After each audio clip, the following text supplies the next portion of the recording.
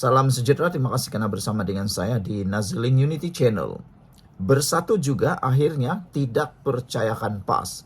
Wow, ini satu lagi pendedahan, satu lagi isu yang mungkin akan menentukan politik Malaysia dalam beberapa waktu atau beberapa bulan, tahun kebelakangan atau ke depan ini. Adakah dengan pendedahan bersatu juga akhirnya tidak percayakan PAS akan menjadikan bersatu meninggalkan parti PAS dalam Perikatan Nasional? Jika dilihat baru-baru ini Hamzah Zainuddin telah menyatakan secara terbuka boleh atau bersedia bekerjasama dengan UMNO. Dengan pengakuan pendedahan secara terbuka itu, ini menunjukkan bahawa ada sedikit unsur ketidakpastian daripada pemimpin bersatu tentang masa depan mereka bersama dengan PAS. Sejauh mana PAS dapat setia bersama dengan bersatu atau sejauh mana PAS akan terus membantu bersatu. Sebelum saya teruskan ulasan ini, jangan lupa siapa yang ada kencing manis, gout dan tinggi darah, saya kongsikan satu produk yang terbaik di pasaran, lulus KKM, halal, dan sudah ada beribu-ribu yang melihatnya, sudah beberapa orang yang membelinya, dan mereka kata sangat berkesan membantu untuk mereka pulih daripada masalah penyakit tersebut. Beli cepat selagi harganya sekarang murah dan stok masih ada. Orang kata sediakan payung sebelum hujan. Orang ada juga yang marah lah, kata mereka cerita politik jala, jangan cerita ubat. Aku tak jual ubat, aku nak kongsi saja. Terpulang pada anda lah. Nak beli atau tidak, itu hak anda. Baik, cerita tentang bersatu, masih percaya atau tidak kepada PAS. Ramai pengulas politik kata, mungkin bersatu sudah dapat menghidu bahawa parti PAS mungkin akan meninggalkan bersatu atau tikam belakang bersatu dalam masa yang terdekat. Memandangkan dapat dilihat sekarang, parti bersatu dalam keadaan yang meruncing. Kalau dilihat, ada pergolakan dalaman parti bersatu, khususnya di Perak dan juga di tempat-tempat yang lain yang kita mungkin tidak tahu. Dengan melihat itu, mungkin PAS sedang menghidu. Dapat menghidu bahawa bersatu tidak boleh diharap lagi dalam Pakatan Harapan untuk membantu mereka meraih semula undi menang untuk menjadi kerajaan. Ramai orang yang kata bersatu tidak dapat memberikan sumbangan terhadap Perikatan Nasional.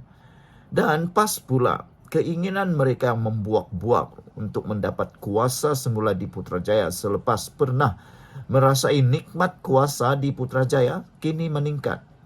Ada yang berkata, seperti pendedahan veteran UMNO kemarin, dia kata ada keinginan PAS untuk bersama dalam kerajaan perpaduan di Putrajaya. Keinginan mereka untuk memperoleh kuasa, kini mereka juga teringin untuk bersama dalam kerajaan. Jadi, tiada yang mustahil PAS akan berjumpa dengan Anwar Ibrahim, berjumpa dengan kerajaan perpaduan untuk menyertai kerajaan perpaduan ini. Ini jangkaan atau ramalan kabar angin yang mungkin tidak akan menjadi mustahil. Ramai orang kata itu sekadar kabar angin. Tapi saudara, tiada yang mustahil dalam kabar angin. Setiausaha ataupun veteran UMNO sudah nyatakan ada percubaan-percubaan pihak tertentu yang beliau sebut sebagai wakil-wakil berjumpa dengan Perdana Menteri ke-10 menyatakan niat kononnya PAS mahu menyertai kerajaan perpaduan. Jadi mungkin itu sudah dilihat, sudah dapat dihidu oleh pemimpin-pemimpin bersatu seperti Hamzah Zainuddin. Jadi berusahalah Hamzah Zainuddin dan bersatu untuk memikat semula UMNO.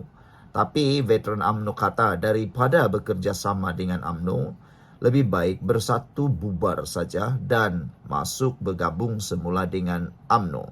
Itu lebih baik, kata veteran UMNO.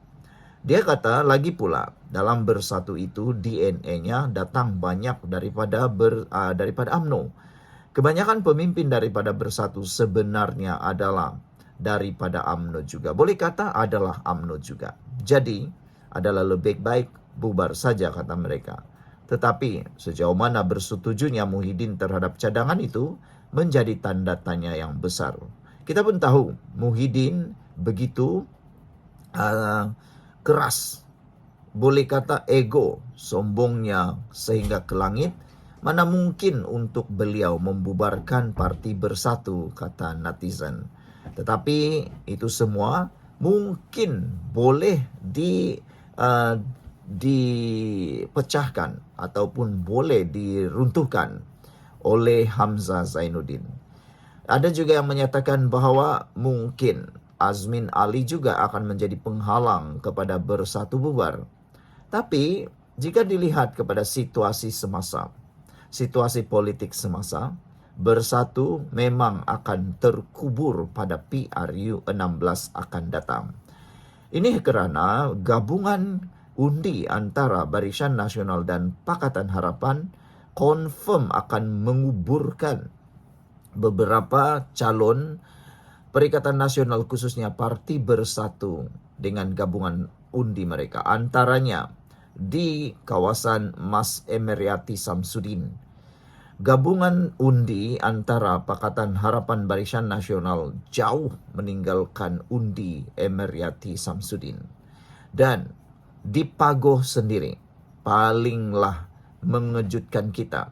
Gabungan undi Pakatan Harapan Barisan Nasional juga memperoleh majoriti yang sangat besar banding dengan jumlah undi diperoleh oleh Muhyiddin dalam PRU 15. Jadi, apakah ini akan menjadi titik tolak Muhyiddin berfikir 15 kali untuk tidak bergabung atau tidak bekerja sama dengan Pakatan Harapan?